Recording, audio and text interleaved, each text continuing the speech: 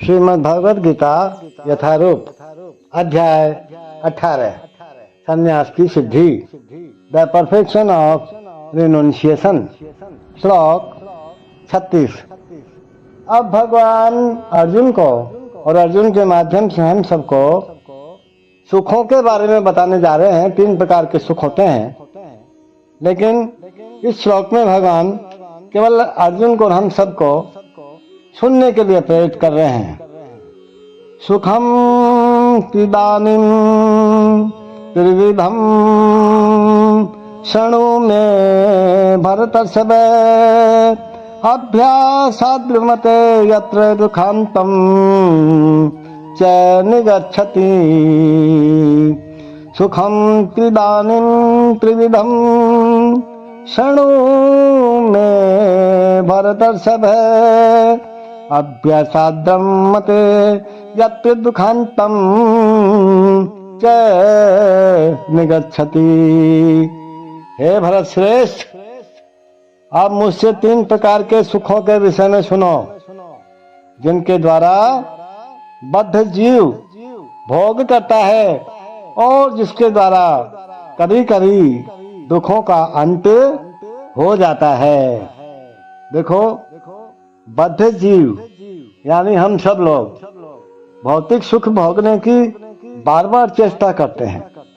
इस प्रकार वह चर्चित चरवण करता है, लेकिन कभी कभी ऐसे भोग के अंतर्गत वह किसी महापुरुष की संगति से भवबंधन से मुक्त हो जाता है।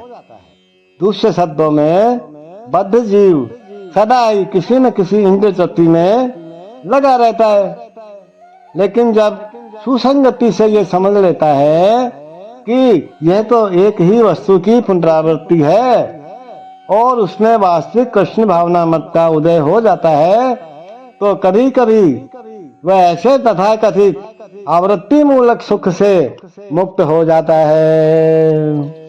O best of the Bharat, now please hear from me about the 3 kinds of happiness by which the conditional soul enjoys and by which he sometimes comes to the end of all distress.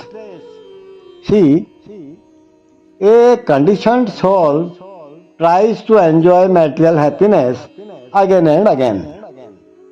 Thus, he chooses the chewed, but sometimes in the course of such enjoyment, he becomes relieved from material entanglement by association with a great soul.